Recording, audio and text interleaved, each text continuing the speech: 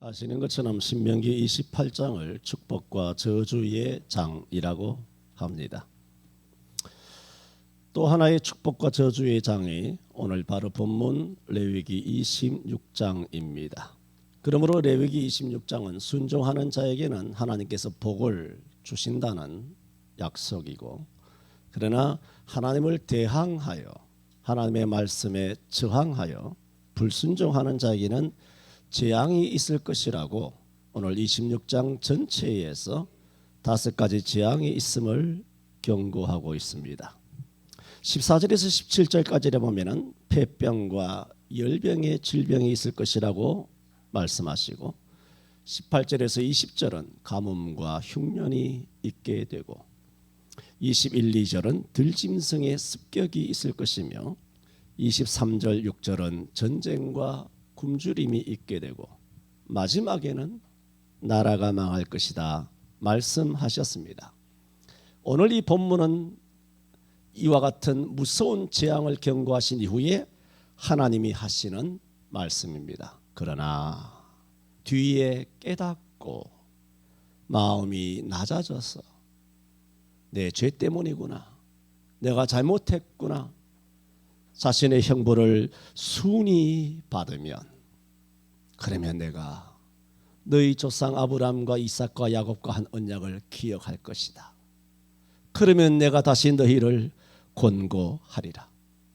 44절에는 내가 이제는 싫어버리지 아니하며 미워하지 아니하며 아주 멸하지 아니하며 나의 그들과 세운 언약을 폐하지 아니하리라. 그리고 이와 같이 자기들 죄로 인하여 엄청난 재앙을 받았음에도 불구하고 그 재앙을 순히 받는 그들을 보며 여호와께서 마음을 돌이키며 언약을 기억하고 저들을 권고해야 되겠다는 자비와 긍휼주심이 올라오게 된 이유를 45절에 말합니다. 내가 그들의 하나님이 되기 위하여. 이게 뭔 말인 줄 아십니까? 내가 그들의 하나님이다. 내가 그들의 하나님이 되기 위하여 열방의 목전에 애굽에서 인도하여 낸 그들의 열조와 맺은 언약을 그들을 위하여 기억하리니 나는 여호와니라. 저는 오늘 내가 그들의 하나님이 되기 위하여 3가지로 말씀을 드립니다.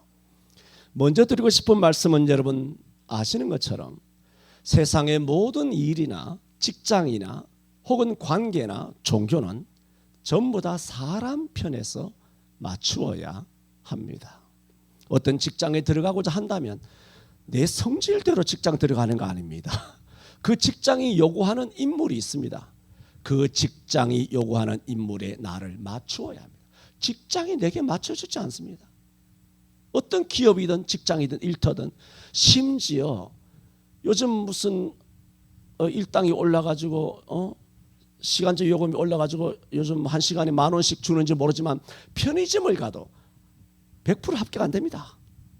편의점도 여러분 직장이 없어가지고 이력서가 수십 개씩 들어오고 그걸 가지고 결정을 하는 것입니다. 결정하여 봤다가 그것이 마음에 안 들면 하루 하다가 내가 쫓깁니다. 그래서 거기서 보면은 이제 2번째 순위가 있잖아요. 첫 번째 하루를 시켜보고 그 다음에 2번째 하는 것입니다. 그래 첫 번째 사람을 시켜보고 마음에 안 듭니다. 안 들면 2번째 사람에게 문자가 띡 갑니다. 하면서 내일 나와서 일할 수 있겠느냐, 그렇게 말합니다. 그럼 이런 것을 워낙 많이 경험한 20대 30대들은 딱 눈치를 채죠. 나를 떨어뜨리고 어제 다른 사람을 뽑아가지고 알바를 시켰는데 그 사람이 마음에 안 들어서 내가 쫓았구나. 그래서 내가 후속타로 나를 지금 급하니까 나를 알바 자리로 일하러 올 수 있겠느냐라고 중소기업에서 혹은 알바 자리에서 문자를 보낸 것을 젊은이들은 똑똑하게 대부분 캐치합니다. 그러면 젊은이들이 뭐라고 보내냐면은 바쁩니다 하고 돌려보낸다는 것입니다. 왜? 나를 선택하지 아니하고 나는 뭐 곁다리 정도로 생각하다가 사람을 시켜서 안 되기 때문에 아쉬우니까 나를 불렀다. 그런 의식들을 젊은이들이 갖고 있다는 겁니다. 왜? 요즘 뭐 등 따시고 배부르니까 뭐 꼭 알바해야 먹고 사는 것 아니지 않습니까? 정부에서 실업수당도 많이 주고 하니까 6개월 일하다가 또 나와가지고 또 해외여행 다니고 뭐 이렇게 하는 거 아닙니까? 나처럼 한 교회에서 못 박혀서 사는 사람만 해외여행 못 다니는 것입니다. 27년 8년 동안 한 번도 해외여행 못 가는 것은 정부 지원금을 교회에 안 준단 말입니다. 할렐루야. 좀 줘봐. 정부 지원금을. 자영업자도 600만 원씩 1000만 원씩 받아 처먹을 때 교회는 지원금 줍니까? 교회가 최고로 피해를 입었지만 교회는 땡자마면 없고 교회를 군합발로 짓밟고 하여튼 하나님의 교회를 아주 몹쓸도록 한 이 악랄한 정부가 윤석열이는 내가 두고 보겠어. 그러므로 공무원이 되고 싶으면 지가 공무원 시험에 합격해야지 무슨 나라가 무슨 아쉬워가지고 당신을 불러서 공무원 9급 7급짜리 자격을 주겠느냐 말입니다. 사람과의 사귐도 그 사람 마음에 들거나 아니면 서로 마음이 맞아야지. 어느 누가 친구하고 싶다고 그 사람에 가서 을도릇을 하면서 그렇게 그 사람을 그렇게 시녀노릇하고 종노릇하면서 그 사람의 친구가 되겠느냐 말입니다. 도리어 뿐만 아니라 이 세상은 직업과 이 일이나 사람과의 인간관계만이 아니라 이런 절정이 하나 있는데 뭐냐? 세상 종교입니다. 세상의 그 어떤 종교도 사람의 비위를 맞춰주는 종교 있으면 소개해 주세요.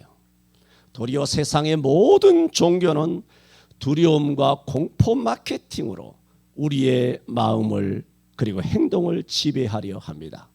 그러므로 세상 모든 종교의 공통적인 특징은 뭐냐면은 그 종교 밑에 들어오는 인간을 지배할 뿐만 아니라 인간의 일방적인 희생을 요구합니다. 공포 마케팅을 쓰는 것이죠. 그래서 무당을 비롯한 온갖 더러운 사이비 종교들은 돈, 재물과 짐승의 피를 요구하며 오늘날 현대에까지 이른 바벨론 신을 추종하는 사탄 숭배자들은 인신 제사를 드립니다. 굉장히 낯섭니까? 인신 제사는 어마어마하게 전 세계적으로 드려지고 있고 우크라이나를 왜 트럼프가 푸틴을 통하여 작살내는데?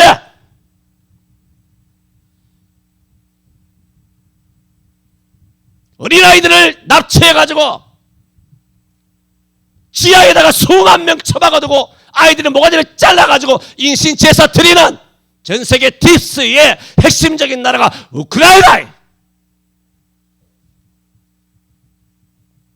인신 제사 무슨 옛날 고대 시대에 무슨 멕시코라든가 아니면 무슨 마야 시대에 인도의 그 시대에 이집트 시대에 웃기는 소리 하지 마라. 공부 좀 해라 임마.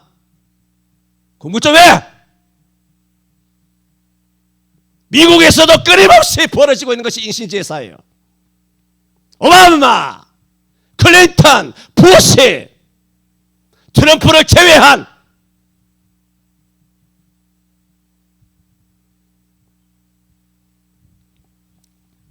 혹자는 세월호를 사탄에게 드린 인신제사라 말하기도 합니다.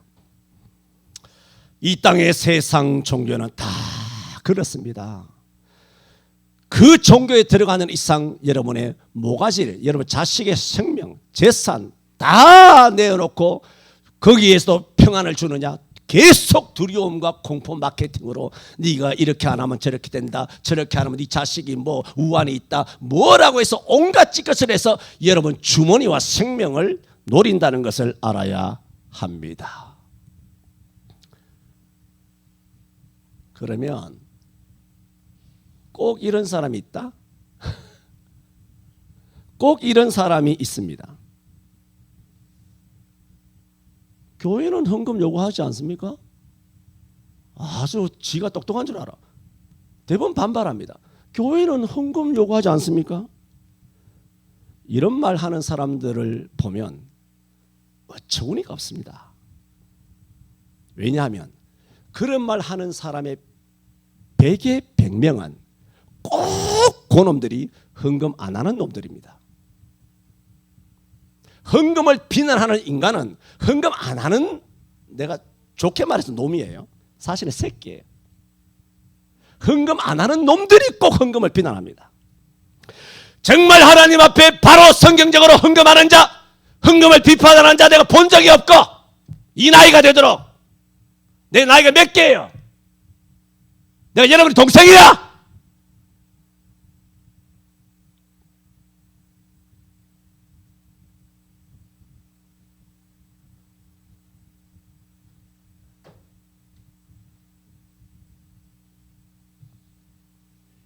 11조 하는 자가 11조 비판하는 것 내가 본 적이 없습니다. 비단 헌금 문제만이 아니라 교회에 대해서나 목사에 대해서나 장로에 대해서나 이런저런 비판을 가하는 인간들을 보면 가소롭습니다. 저는 그런 사람들에게 들려주고 싶은 말이 있습니다.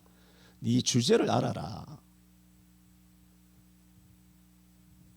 이런 비판을 하면 마치 자기가 똑똑한 줄, 의식이 있는 줄, 깨어 있는 줄 그렇게 생각합니다. 요즘 젊은이들이 하는 말로 얼탱기가 없다, 어이가 없다는 말입니다. 잠언 26장 12절에 내가 스스로 지혜롭다 여기는 자를 보느냐, 도리어 그보다 미련한 자에게서 바랄 것이 있느니라. 그래서 이렇게 뭐 깨어 있는 것처럼 교회를 향하여 목사를 향하여 질문을 쇄도하는 것을 보면 저는 잠언 26장 12절을 봅니다. 자기가 스스로 지혜 있는 줄로, 지혜 있는 척으로, 똑똑한 척으로. 성경은 하나님은 말합니다. 그런 인간보다 차라리 미련한 자에게서 바랄 것이 있다. 차라리 미련한 자가 훨씬 낫다는 겁니다. 그런 인간들보다. 내 말이에요.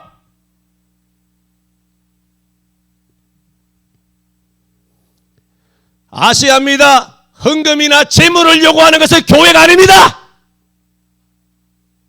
세상 종교입니다.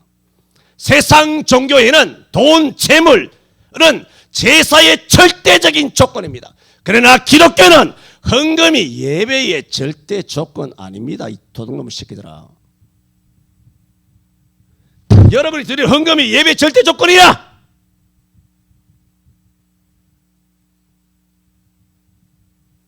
헌금이 없어도 얼마든지 하나님께 나아올 수 있고 예배할 수 있습니다. 여러분, 성도들 중에도 강성 성도가 있습니다. 여러분 이 목사 보세요. 강성 목사 같아요? 아니면 강성 반대가 뭐지? 온건 목사 같아요. 온건 목사는 아니잖아요. 에? 그런 성도들 중에도 강성이 있어요. 우리 교회 뭐 내 밑에서 교육을 받아가지고 다 강성 싸움 딱이 다 됐죠. 이태희 원사님 싸움 딱 되고 뭐 다 싸움 딱 됐죠. 그것은 사단과 싸우는 거예요. 불의와 이단과 거짓과 비진리와 비대면 이런 영상예배와 사탄의 정부와 싸울 때는 싸움 딱이 돼야지. 병신 같은 것이 우유부단하게 해서 간이고 뭐 슬기고 다 내주고 말이죠. 아니 자기가 영국으로 끌려가가지고 사태 파악해서 아 뜨거 이래서는 안 되겠다 하면 뭐 간을 놓고 왔다든가 이렇게 말해야 될 거 아니에요. 그 간 다 내준다. 이 병신 같은 것이 짜장면 한 그릇 얻어 먹었다고.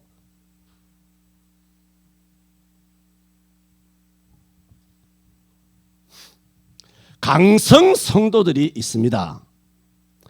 내가 알잖아요.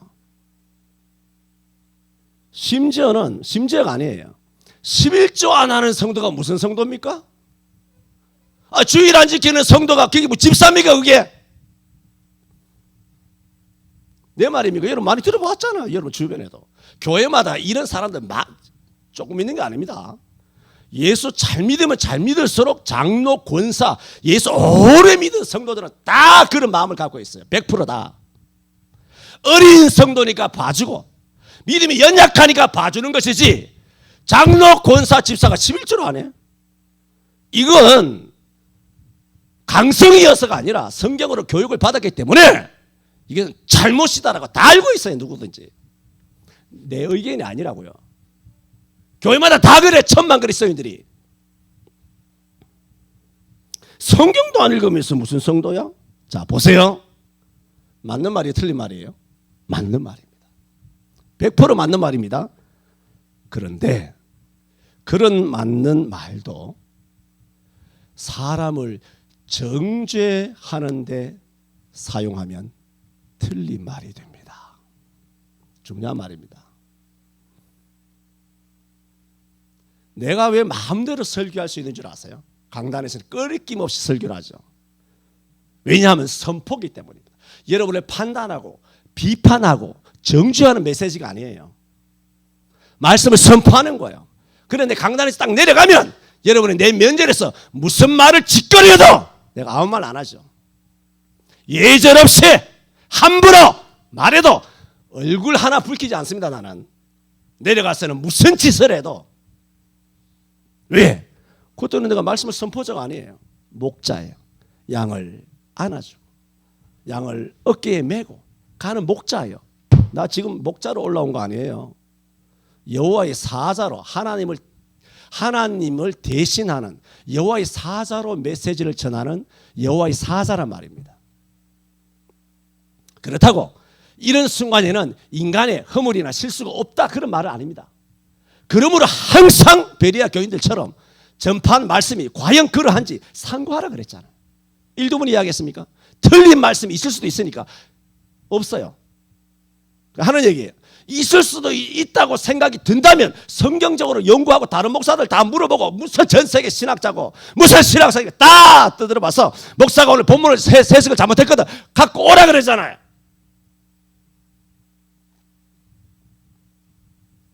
이렇게 강성이 아니에요. 사실은 이런 훌륭한 성도들이 교회 안에 많이 있습니다. 목사님들 모임에 가면 교회 이야기들을 하거든요. 이런 성도들이 있다고 합니다. 그것도 요즘 말로 말하면 좀 강성적인 성도들이 교회에 있죠. 바르게 살려고 하는 성도들이 뭐라고 목사님 그 교회에서 이야기하냐면은 목사님 교회에 왜 별 것도 없는 사람들에게 시간 들여 물질 들여 낭비합니까? 세상에서는 하층민으로 별 것도 없는데 교회는 열렬하게 환영해 주잖아요. 오면 자격, 신분, 사회적인 위치 그거 안 따지고 남녀 노유 할 것 없이 다 안아주고 물고 빨고 하면서 이렇게 진심으로 쇼가 아니에요. 진심으로 성도들을 떠받들어주고 하지 않습니까? 이게 곡해가 돼가지고 마치 자기가 뭐나 되는 것처럼 교회를 함부로 판단하고 주제에 뭐가 옳으니 그러니 한다는 것입니다. 또 그 말이 통하는 줄 알고 있다라는 것입니다. 그리고 하는 말이 그런 성도들이 저들이 교회에 부담만 되지 보탬이 되는 것이 있긴 합니까? 그렇게 말한다는 겁니다. 아까 말했죠. 아무리 맞는 말이라도 사람을 비난하기 위하여 정죄하기 위하여 사용하면 그 순간 맞는 말이 틀린 말이 된다고. 이 말이 성경적입니까? 이렇게 말하는 성도의 교회가 맞습니까? 성경은 세상에 아무리 비천하고 가난하고 사회적인 신분이 거지 같고 아무것도 없다 할지라도 하나님은 저들을 모든 사람이 주 예수를 믿고 구원에 이르기를 원하시는 줄로 믿습니다. 디모전 2장 4절 고전 1장 26절 27절에도 뭐라 그랬어요? 바울 사도가 고린도 교회를 향하여 형제들아 너희를 부르심을 보라. 육체를 따라 지혜 있는 자가 많지 아니하고 능한 자가 많지 아니하고 문벌 좋은 자가 많지 아니하도다. 그런데 하나님께서 세상에 미련한 것들을 택하여 지혜로운 자들을 부끄럽게 하시고 세상에 약한 자들을 택하여 강한 자들을 부끄럽게 하려 하시고 하나님께서 세상에 천한 것들과 멸시가 받는 것들과 없는 것들을 택하사, 그렇게 말한 거예요. 고린도 교회가 옛날 2000년 전 로마 시대의 고린도라는 것은 로마 전 제국에서 그리스 남부지방에 있는 굉장히 번화한 도시예요. 우리나라로 말하면 최소한 부산 정도가 되는 화려한 도시란 말입니다. 한국에 있는 그런 도시에 배운 사람들을 로마인들, 로마 시민권, 미국 시민권 갖고 있는 사람들로 예배당에 꽉꽉 찼는데도 바울이 신랄하게 그들에게 뭐라고 꾸짖었는지 하면은 육체를 따라 지혜 있는 자가 많지 아니하며, 그게 서리법으로 역설적으로 뭡니까? 너희 중에 지혜 있는 자가 누가 있느냐, 그런 얘기예요. 너희 중에 능한 자가 있긴 하냐? 너희 중에 그래 문벌, 그래 가문이 좋냐? 너 어느 대학 나왔는데? 네 로마 시민권이 있어 임마. 네가 집에 있어, 땅에 있어, 뭐가 있어? 네가 교회 헌금이나 해? 네가 뭐야 네가? 하나님 하신 말씀이에요. 이런 세상에 천한 것들과 멸시받던 것들과 없는 것들을 뭐라고? 하나님이 택했다는 거예요. 그런데 감히 목사님, 이런 성도들한테 힘 빼지 마세요. 시간 들여가지고 물질 들여서 교회 낭비 아닙니까? 열매가 나올 만한데, 아니 사람이 샘을 파더라도 물 나오는 곳에 드릴을 갖다 받고 거기에 우물을 파는 것이지, 물도 안 나오는 광야나 사막이나 바위에다가 드릴을 꽂아가지고 거기에 무슨 물을 합니까? 아니 헌금할 만한 사람에게, 교회에 좀 경제적으로 보탬될 만한 사람에게 정성을 쏟으세요. 여러분, 대부분 교회에, 한국교회 전체를 말합니다, 새로 등록하는 성도들은 연말연시 해가 바뀌잖아요. 그리고 직장 이동이 있고 대학도 서울에 와야 되고 직업도 다 달라지기 때문에 성도들은 지방에서 올라오는 경우가 많고, 또 이사를 가기 때문에 서울에서 경기, 경기에서 인천, 수원, 광 여러 가지로 다니기 때문에 타 교회에서 이전하는 성도들이 대부분 등록합니다. 새신자가 지발로 와서 등록하는 경우는 아예 없고, 다 이사 가가지고 분당이나 일산이나 삼본이나 뭐 동탄이나 이런 뭐 시골로 가가지고 그런 데 가서 다 등록한다 말입니다. 그런데 그런 사람들이 교회에 등록하잖아요. 대부분 아시아입니다. 대부분 그런 사람들이 교회에 등록하면 등록하는 순간부터 그 교회는 열매를 취합니다. 왜냐하면 그런 성도들은 이미 다른 교회에서 다 훈련됐잖아요. 다 믿음을 가지거든요. 다 충성하는 최소한 집사 이상이에요. 다. 그런 사람들이, 요즘 우리 교회도 하나님께서 우리 교회 청년들을 축복해 주셔서 할렐루야, 얼마나 감사하지. 우리 청년들 보통 연봉이 5천에 7천이에요. 맞지? 맞나 틀리나? 맞지? 김현우 과장 됐나? 부장님이신가? 과장님이시죠?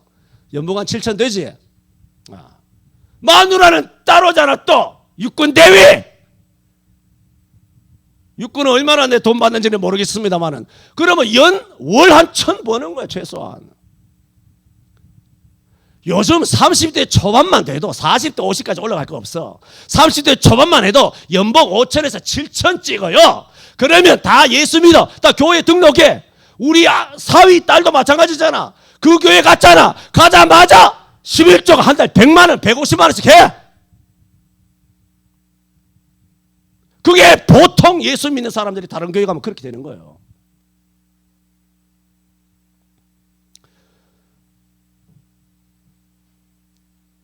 그러면 대부분 맞벌이 하면 교회가 어떠냐면 한 달에 부부가 그 정도 등록해서 30대 초반에 예수 믿게 우리 교회 등록하면 그 사람이 한 달에 최소한 뭐 11조 감사 무슨 뭐 주일 헌금 무슨 구제 선교 뭐 장학 이런 헌금들 토탈 합하면 한 달에 그 가정에서 맞벌이 가정 싱글이면 월 100,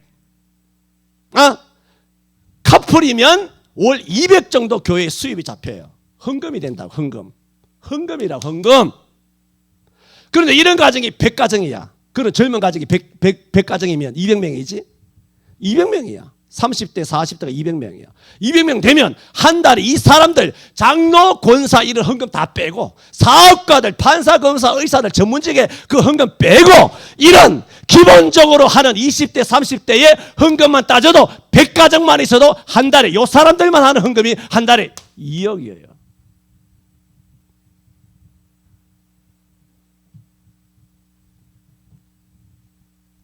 그런 성도들이 드린 헌금은 교역자의 사례, 예배당 시설비, 큰 예배당 뭐 전기세 무슨 교회 교역자들 아니면 사무원들 뭐 관리원들 뭐 버스 기사들 뭐 전기세고 뭐고 어마어마하게 많이 있잖아요. 그런 예배당 시설비 구제 선교 장학금으로 쓰여집니다. 저들은 헌금만 하지 않습니다. 그런 새신자인데도 딸린 자녀들은 자녀들이 있을 거 아니에요. 주일학교를 부흥시키는 미래 세대가 되고 당사자들은 주일학교 선생으로 봉사하거나 찬양 대원이 되거나 주일학교 중고등부 청년부 이런 교사가 되거나 교회 봉사도 하고 주중에 성경 공부 모임에도 열심히 나와서 부부간에 성경 공부를 합니다. 교회가 어떻게 되나요? 활기차게 됩니다. 웬만한 교회는 이런 수준의 성도들로 새신자들로 가득 차 있습니다. 그러면 교역자는 할 일 없습니다. 왜? 다른 교회에서 다 훈련됐고 신앙생 깊기 때문에 왜 안 나왔느냐, 왜 나오느냐 귀찮게 할 필요도 없고 지들이 다 알아서 하는 거예요. 안 그렇습니까? 예를 들어 뭐 지선이, 지연이, 뭐 혜원이, 뭐 우리 딸내미도 있지만 가면 지들이 다 알아서 하지. 걔들에게 교역자가, 목사가, 뭐 여전도사가, 뭐 부목사가 가서 입을 댈 일이 뭐가 있습니까? 지들이 다 알아서 하는 거. 지들이 왜? 다 배운 대로. 자기들도 다 자기네 교회에서 배운 대로 다 그대로 하는 거예요. 다 그대로. 거기에 그런 목회하는 것이 얼마나 쉬울까? 땅 짓고 헤엄치기지. 지금 말씀드리는 것은 교회마다 넘치는 훌륭한 일꾼들은 잘 들으세요. 세상 종교에서처럼 교회가 공포 마케팅을 한 게 아닙니다.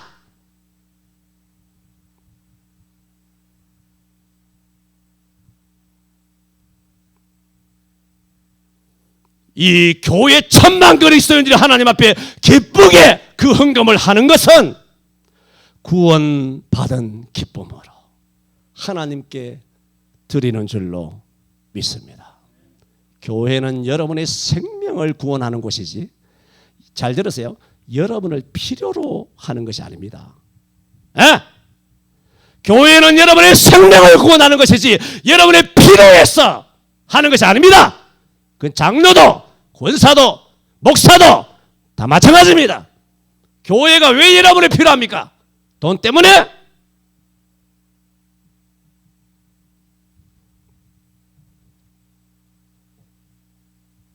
여러분의 희생적인 일방적인 희생과 주머니를 노리는 것은 세상 종교입니다.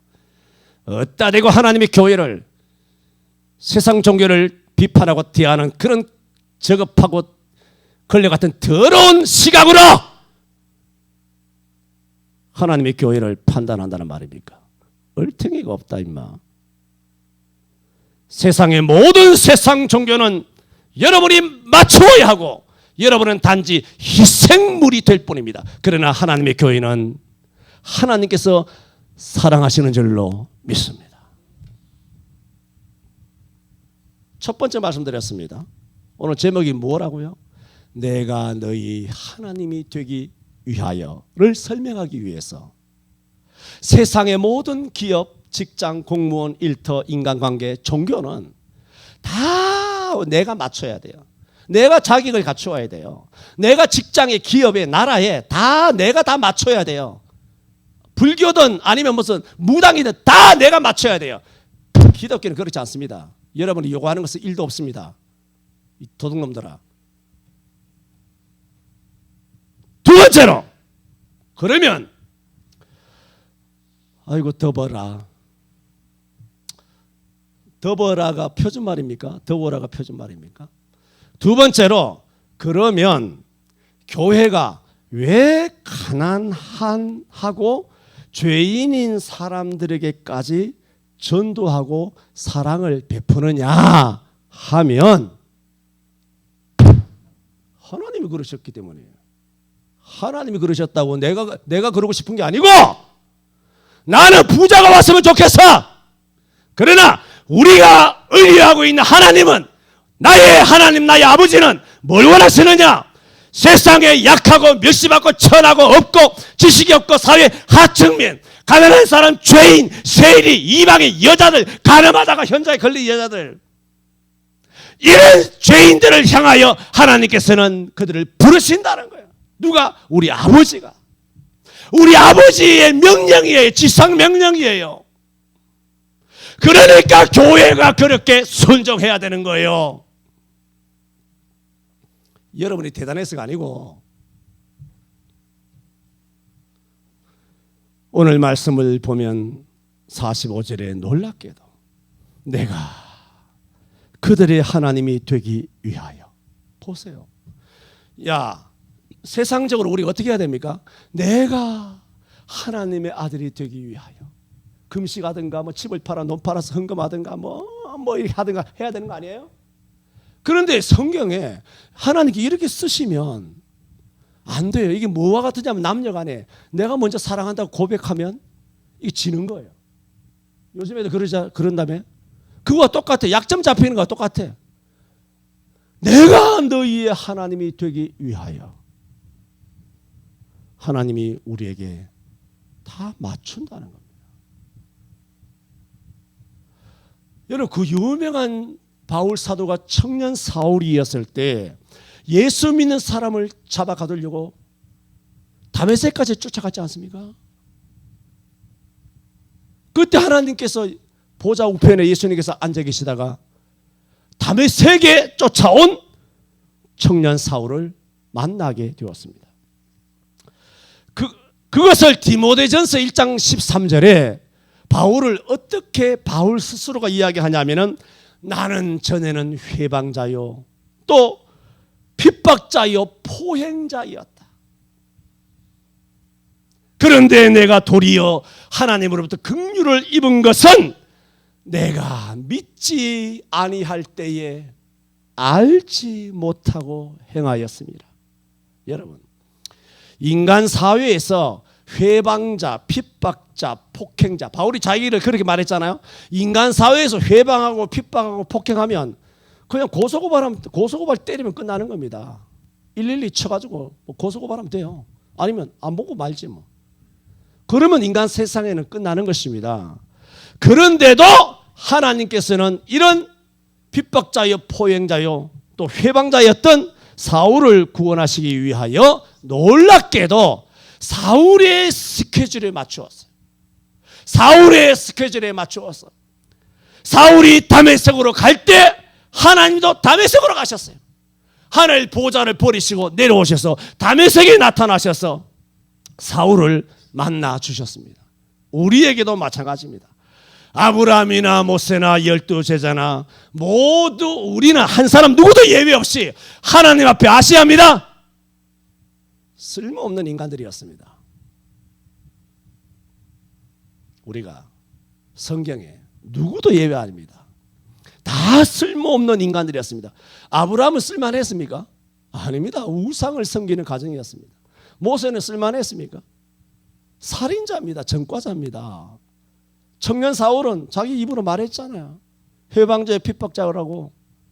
이런 인간들을 어디다가 고쳐서 어디다가 쓸 수가 있습니까?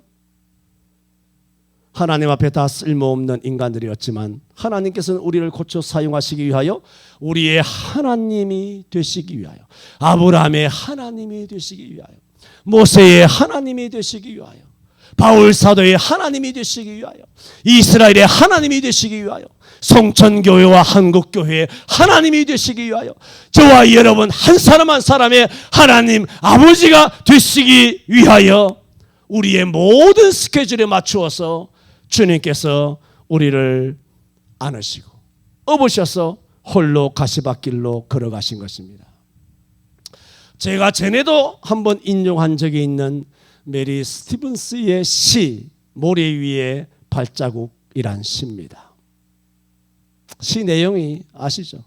어느 날 밤 내가 꿈에 광활한 바다 해변길을 걸어가고 있었다. 그런데 어느 즈음에 이른 다음 뒤를 돌아보니 발자국이 하나밖에 지켜져 있지 않아 주님 앞에 따지듯이 물었다. 주여, 나를 떠나지 않는다며, 나를 결코 버리지 않는다고 하셨잖아요. 그런데 왜 발자국이 하나입니까? 아들아, 그 발자국은 너 발자국이 아니라 내가 너를 업고 걸어간 나의 발자국이니라. 신명기 32장 11절 12절에 이렇게 말씀하셨습니다. 마치 독수리가 그 보금자리를 어지럽게 하며 그 새끼 위에 너풀거리며 그 날개를 펴서 새끼를 받으며 그 날개 위에 그 새끼를 업어서 자기 새끼 독수리를 훈련시키는 것처럼 하나님이, 우리 하나님이 되시고자 여호와께서 홀로 이스라엘을 인도하셨고 함께한 다른 신이 없었도다. 그렇게 말씀하셨습니다.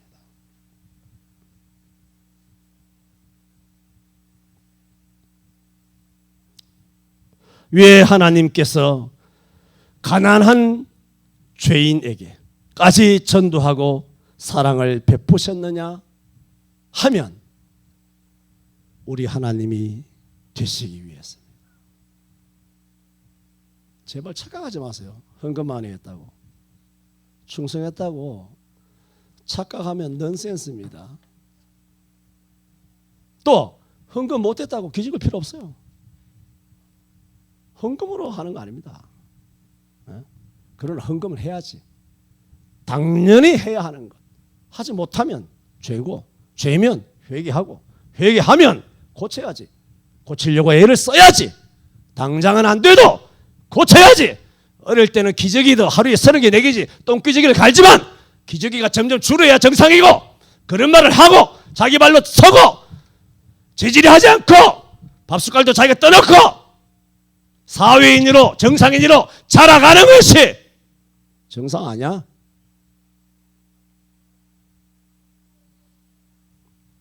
그러므로 하나님께서는 보세요. 그러므로 하나님께서는 우리를 어떻게 하십니까? 말할 수 없이 긍휼히 여기십니다. 모두에서 여호와의 명령에 불순종하면 폐병과 열병의 질병을 비롯 5가지 재앙이 있어 결국 나라가 망할 것이라 말씀을 드렸습니다마는 참 주일날 예배할 때마다 기적을 내가 경험합니다. 이 시끄러운 설교 듣고도 잘 주무시니까 참 기적적인 역사를 봅니다. 앉아있으면 잠은 오지만은 오전부터 벌써 폼 잡고 이렇게 주무시려고 그러면 예의가 아니죠.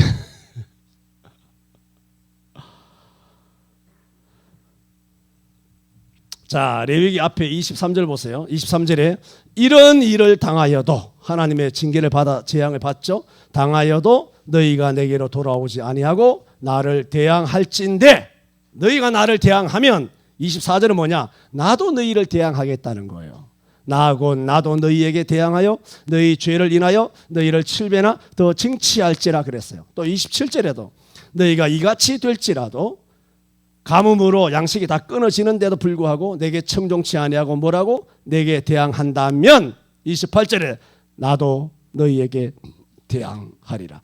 너희가 대항하면 나도 대항하고 너희가 또 대항하면 내가 너희를 대항하리라. 그런데 다시 제가 서론에 말씀드렸던 것처럼 41절에 와서 나도 그들을 대항하였는데 그들이 그 대적의 땅으로 끌려갔음을 뒤늦게 깨닫고 그 할례 받지 아니한 마음이 낮아지고 그 죄악의 형벌을 순히 받으면 44절에 내가 싫어버리지 아니하며 미워하지 아니하며 아주 멸하지 아니하며 나의 그들과 세운 언약을 폐하지 아니하리니 나는 여호와 그들의 하나님이 됨이니라 하셨습니다. 이게 뭔가요? 하나님의 자비하심입니다. 무한한 끝이 없는 하나님의 긍휼하심이에요. 이런 어마어마한 죄를 지었다가 마음으로 잠시 내 죄 때문이구나, 하나님 용서해 주세요, 이런 마음을 살짝만 먹어도 하나님께서 마음을 확, 얘네들은 살짝만 먹었어요. 근데 하나님께서는 보세요, 44절에 내가 싫어버리지 아니하고 미워하지 아니하며 멸하지 아니하며 언약을 폐하지 아니하고 여호와 그들의 하나님이 되리라. 나는 그들의 하나님이 너희 하나님이. 그러니까 우리는 뭐 큰 회개를 한 것도 아니고 잠시 반성 정도, 반성문 석줄 정도 써내려가는데 하나님께서는 그게 너무 기쁘고 너무 좋아가지고 달려들어가지고 그래 내가 너 이럴 줄 알았다 물고 빨고 쓸고 안고 막 이렇게 하나님께서 너무나 기뻐하고 계시는 것입니다. 이렇게 우리가 조금만 회개를 해도 하나님께서 대박 우리를 안아주시고 긍휼히 여기시는 이유가 뭐냐? 오늘 본문에 내가 너희의 하나님이 되기 위하여 라고 했지만 실제로는 뭐냐? 내가 너희의 하나님이기 때문에. 아버지라는 겁니다. 그렇잖아요. 부모에게는 자식의 허물이 안 보여요. 그것이 오늘 여러분이 주일날 교회에 나와서 6월 첫째 주일날 오늘 예배하잖아요. 이 예배는 목사에게 드리는 예배 아닙니다. 목사에게 드리는 예배 아니고 헌금했다고 예배한 거 아닙니다. 도둑놈들아, 뭐 이런 사기꾼들이 다 있어. 그 헌금은 예배의 비본질적인 문제야. 본질이 아니고 비본질이라고.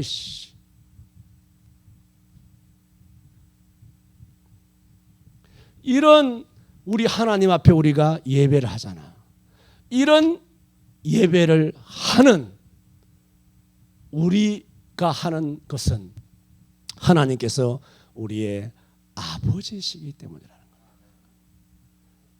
내가 그들의 하나님이 되기 위하여. 절대전능하신 신이 우리 아버지가 되려고 이렇게 애를 쓴다는 거야. 우리 아버지 되려고 이렇게 노력한다는 거예요. 그 노력의 절정이 뭡니까? 독생자 예수 그리스도를 십자가에 못 박아 죽인 거예요. 그렇게까지 우리 아버지가 되려고 노력한 거예요. 아버지가 되려고 노력한 거예요. 자식을 낳을 때 엄마가 해산의 고통을 겪지 자식 새끼가 해산의 고통을 겪고 순풍 나옵니까?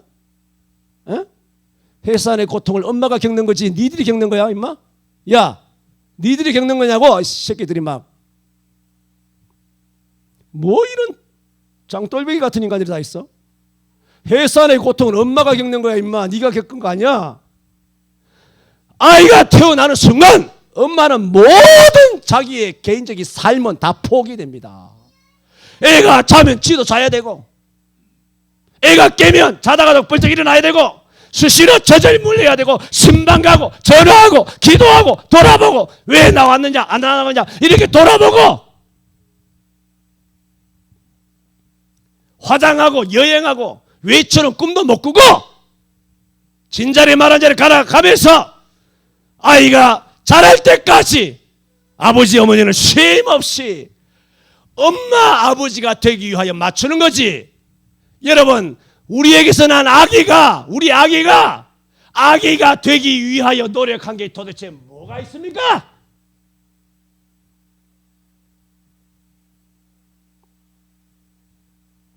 다 엄마가 맞춘 거 아니냐? 네가 맞춘 게 아니고.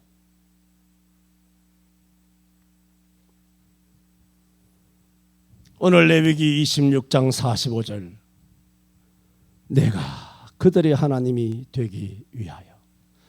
전에도 말씀드린 것처럼 이 설교는 아니지만 그냥 참고로 들으시기 바랍니다. 내 설교의 한 77, 80%는 설교 7, 80%는 기도하다가 아니면 내가 개인적으로 성경을 쭉 읽다가 그때 오는 영감을 대학 노트 수십 권에 기록되어 있어요. 수십 년 동안. 수십 년 전부터 어제까지 계속 받은 설교하는 횟수가 적어서 다 못해요. 이 책은 쌓여만 가고 있어요. 수도 없는 영감 노트들이 가득 차 있어요.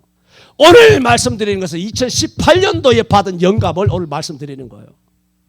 4년 전에 성경 읽다가 내가 너희 하나님이 되기 위하여, 내가 하고 싶은 대로 하는 설교 아니에요.